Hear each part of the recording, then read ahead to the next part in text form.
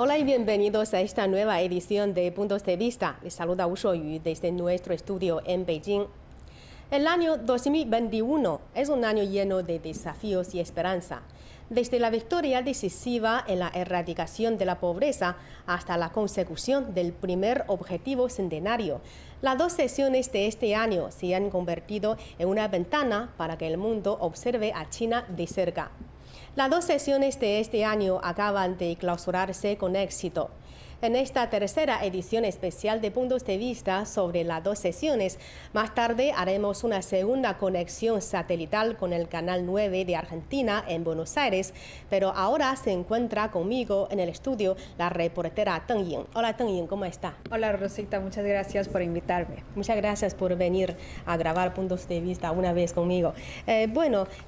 Sabemos que el día 11 de marzo el primer ministro chino Li Keqiang ha tenido una conferencia de prensa donde ha contestado las preguntas de los periodistas, tanto chinos como extranjeros. ¿Cuáles han sido los temas de esta rueda de prensa que le han llamado más la atención?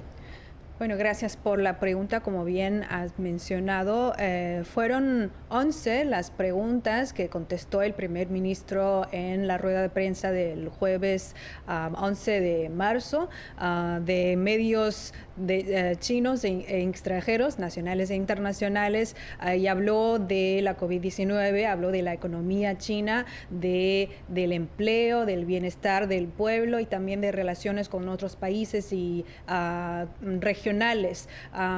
Para mí, uno de los temas más destacados sería, en primer lugar, el empleo, porque pues sabemos que para el año pasado no se fijó una meta concreta para la tasa del crecimiento económico de China por primera vez, y muchos preguntaron al premier en ese momento, pues en esa rueda de prensa del 11 de marzo, él contestó otra vez a la hora de fijar los nuevos puestos de trabajo de 9 millones de nuevos empleos para el año pasado, ya tenían previsto de que si se logra esta meta, el crecimiento pudiera ser ya positivo. Ya pues sí vimos que el crecimiento económico de China del año pasado, de 2020, ha sido 2,3%. Ha sido muy difícil lograr el crecimiento positivo contando con los desafíos que causó la pandemia en el mundo entero. Otro tema sería la meta concreta de la tasa de crecimiento de este año, que lo fijaron a un 6%. Y le preguntó un periodista por qué fue 6% y no más, porque algunas otras instituciones lo tienen previsto con un 8%, 7,8%, que son más altos que la cifra oficial que tenemos aquí en China.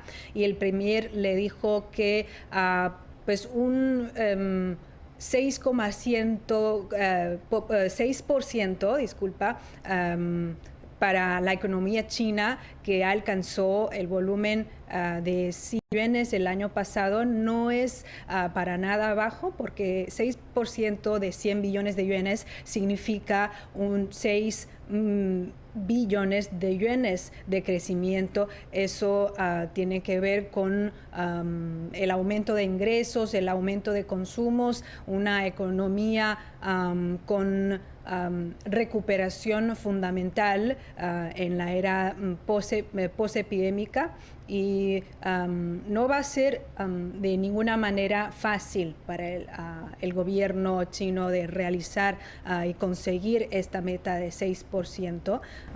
Y también el primer ministro chino ha mencionado que 6 billones de yuanes de crecimiento, si fuera por el inicio de la etapa del 13º plan quinquenal, para llegar a esta velocidad necesitaba más o menos 8%. De una meta, de una cifra mucho más alta, porque ahora el volumen económico de China se ha crecido bastante.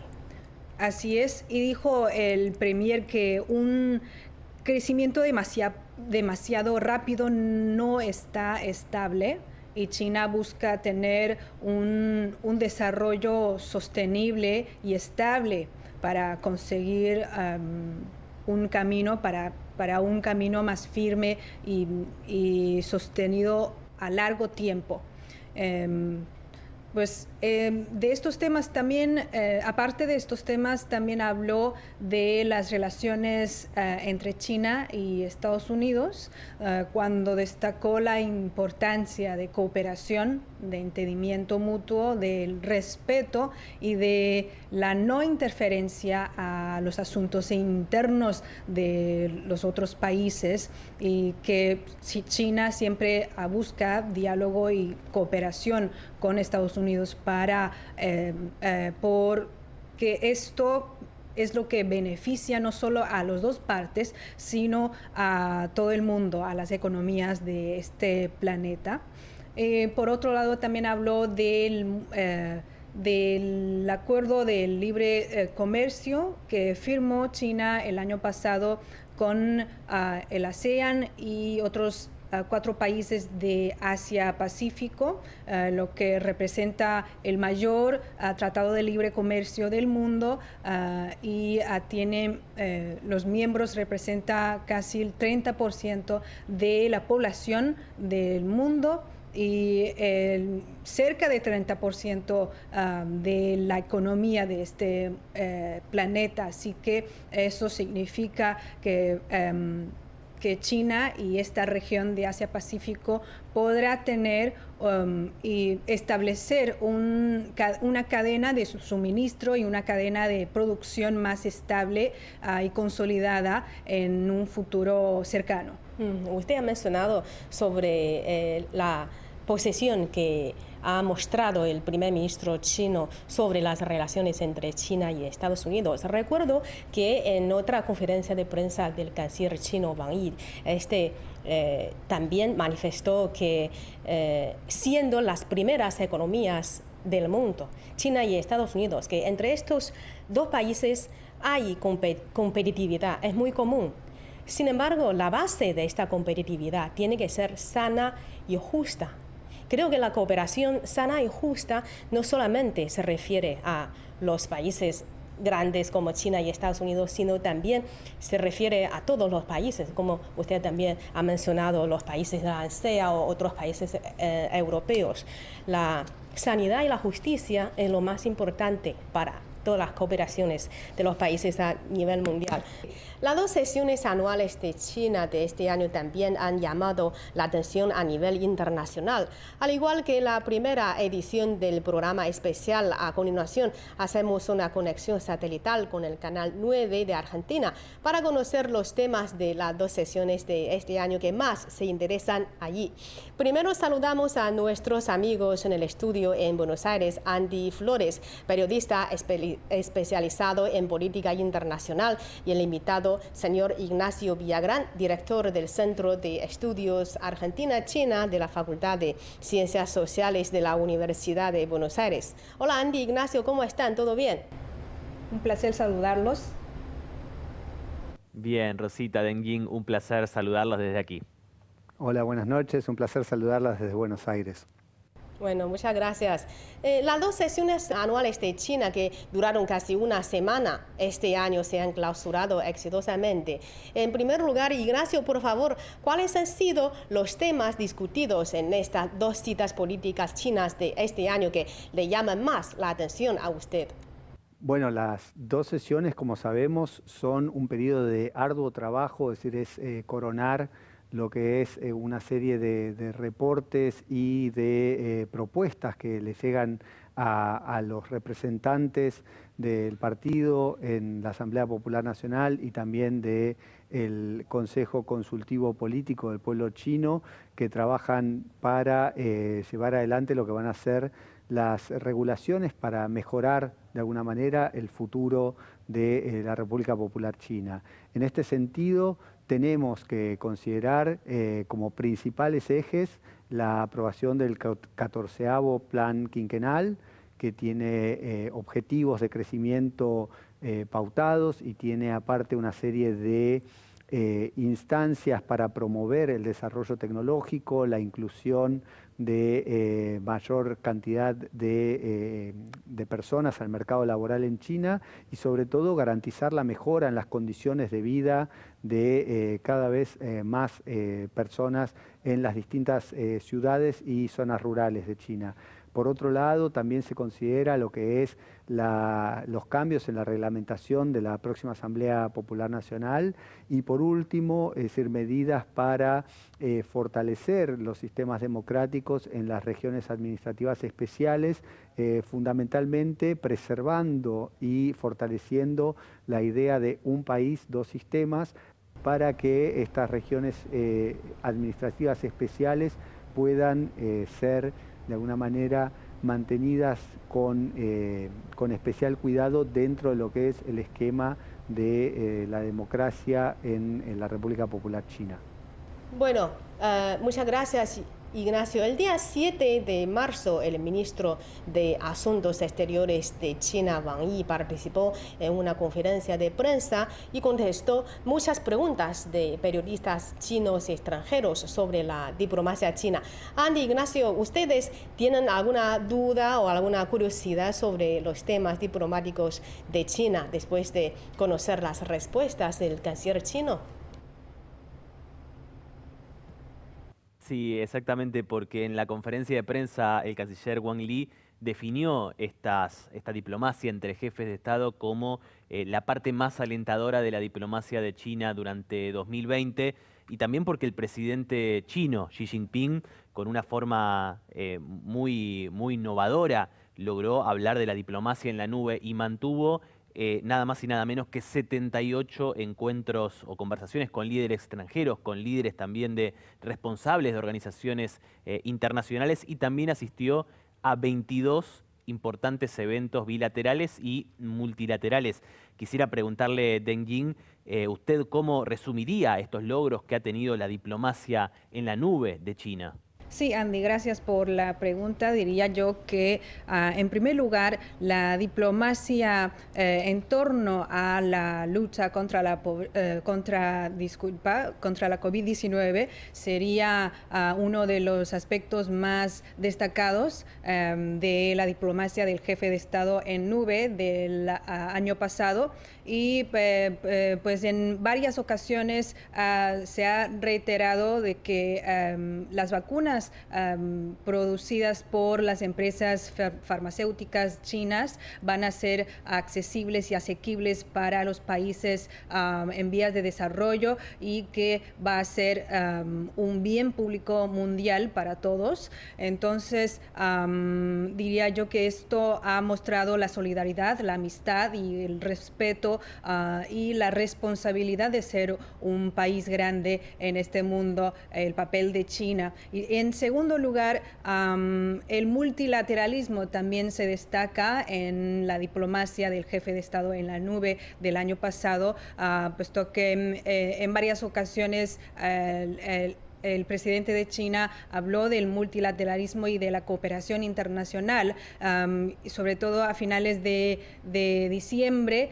logró cerrar las negociaciones con Europa, con la Unión Europa sobre las inversiones y el comercio entre las dos partes. Entonces me parece estos aspectos son muy destacados y el año pasado la diplomacia del jefe de Estado en la nube ha sido espectacular.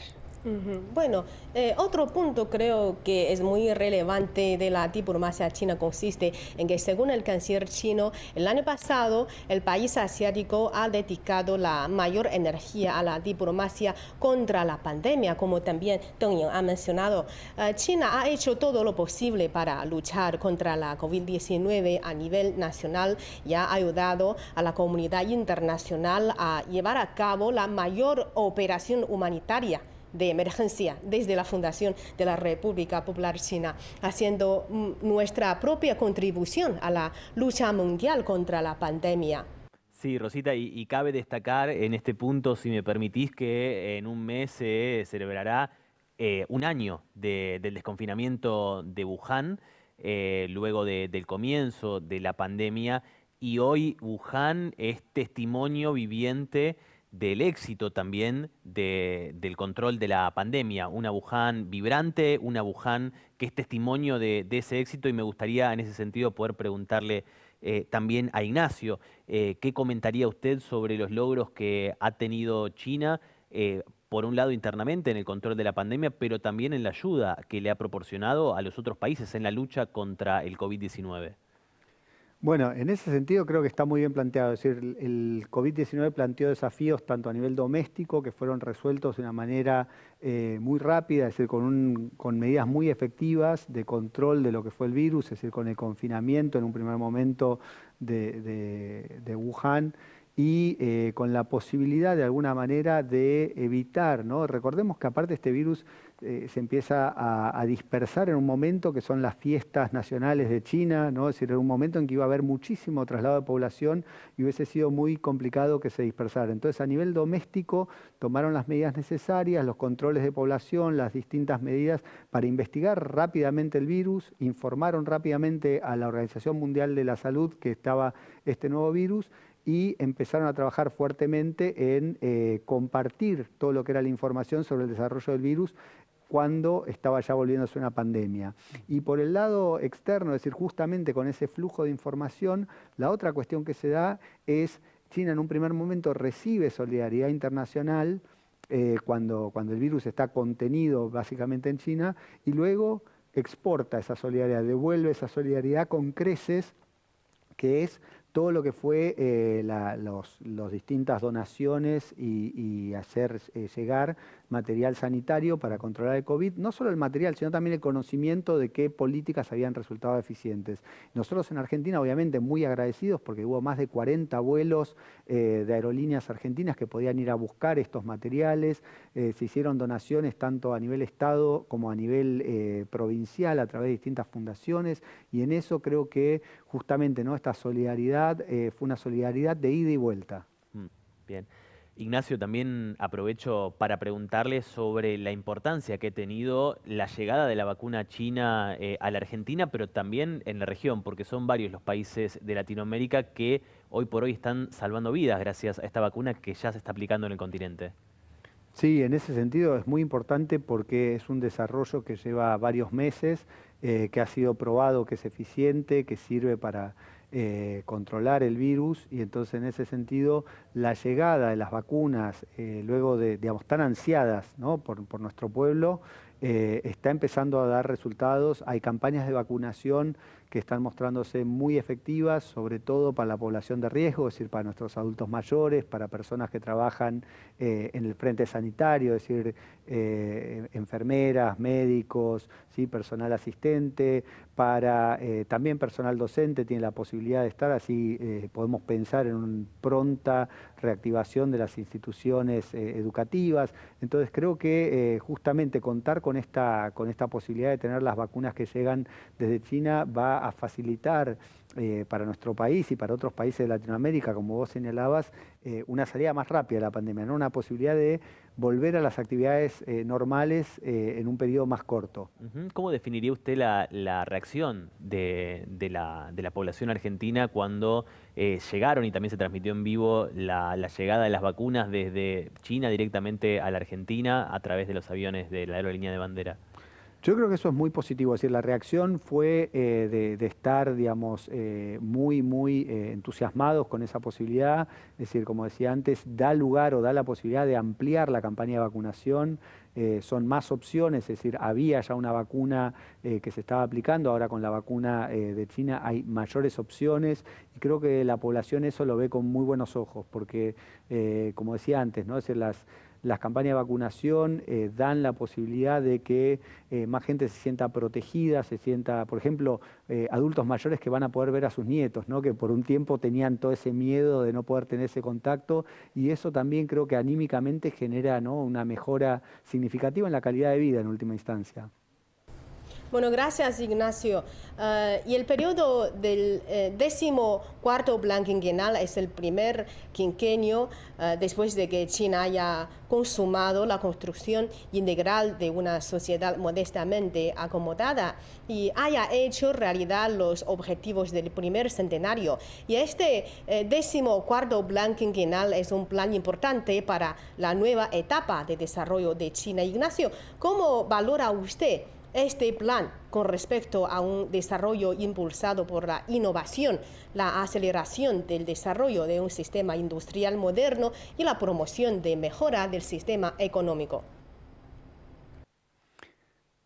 Muchas gracias por la pregunta, Rosita. Yo creo que por lo que venimos viendo, es decir, China ha sido el único país de las grandes economías que ha logrado tener un crecimiento positivo en 2020, superando rápidamente las restricciones que había impuesto la primera etapa de la pandemia y proyecta en este momento para el 2021 objetivo de crecimiento bastante, digamos, interesantes del 6,5%, que van a estar logrados en gran medida gracias al enorme logro que fue acabar con la pobreza extrema en China. Es decir, eso es un objetivo que celebramos a nivel mundial. Y también con esta posibilidad de ir incorporando aproximadamente 11 millones de nuevos trabajadores al mercado de trabajo, pero no solo como se pensaba anteriormente, es decir, trabajadores poco calificados, sino, como señalabas recién, es decir, en industrias de alta tecnología, en industrias de alto valor agregado, tratando de empujar, ¿no es cierto?, la frontera del conocimiento y con una vocación también de abrir esa economía y esa producción de conocimientos a distintos talentos de todas las partes del mundo. Eso me parece que va a ser fundamental para esta nueva etapa de desarrollo de China que está fuertemente impulsada por las industrias de alto desarrollo tecnológico. Bueno, muchas gracias, Andy y Ignacio.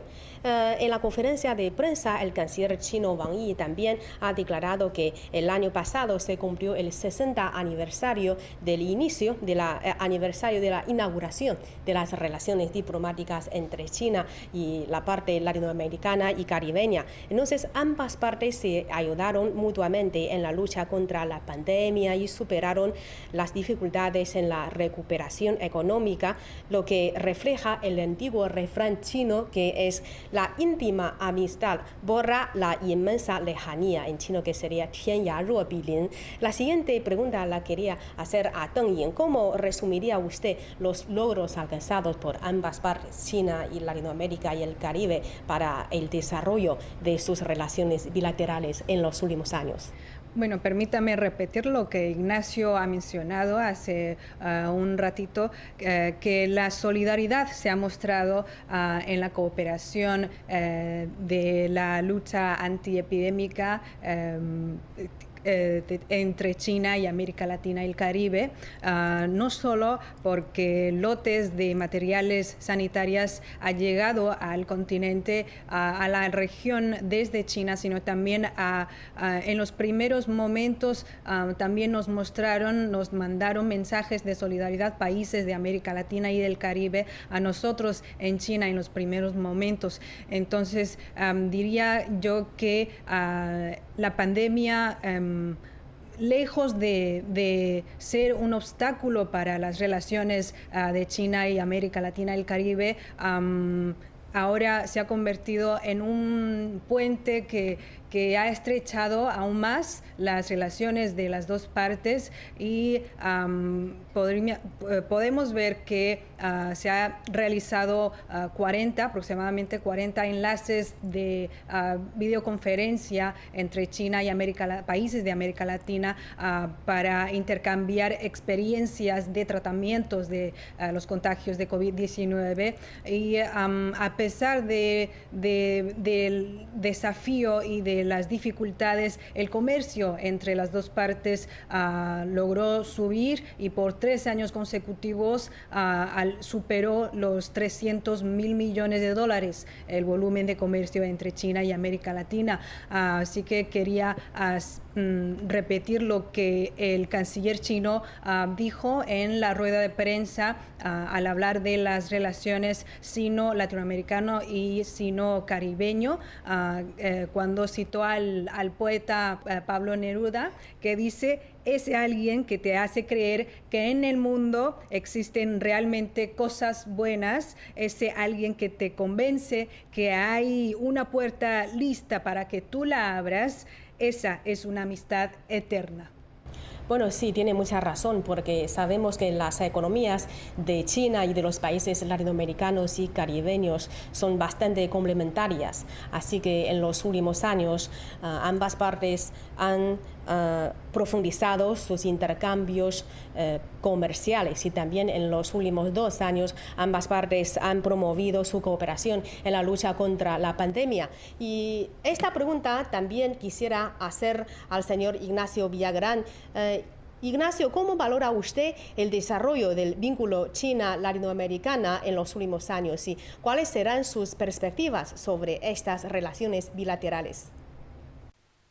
Yo creo que hay un elemento a considerar que es fundamental, que es que la iniciativa de la Franja y la Ruta llegó a Latinoamérica, llegó a muchos de nuestros países.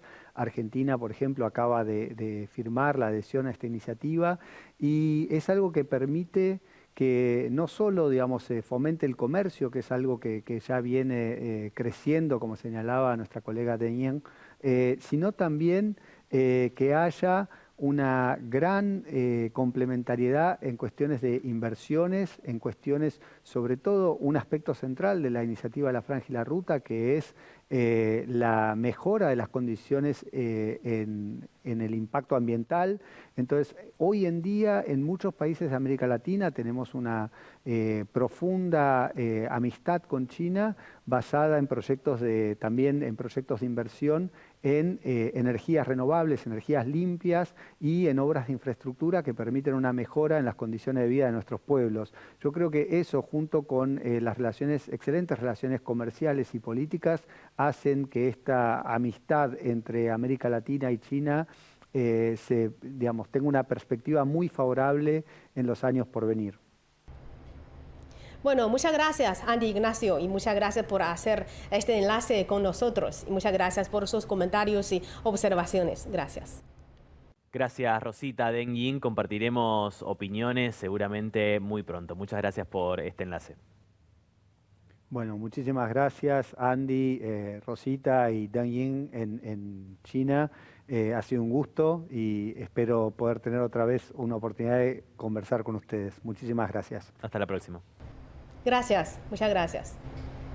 Bueno, también agradecemos a Deng Yin por participar en esta edición de Puntos de Vista, y muchas gracias por sus comentarios y opiniones. Gracias por tenerme, Rosita. Gracias. Bueno, con todo esto terminamos esta tercera edición especial de Puntos de Vista sobre las 2 sesiones. Les invitamos a continuar viendo la programación de CGTN en español. Muchas gracias por su sintonía. Hasta la próxima.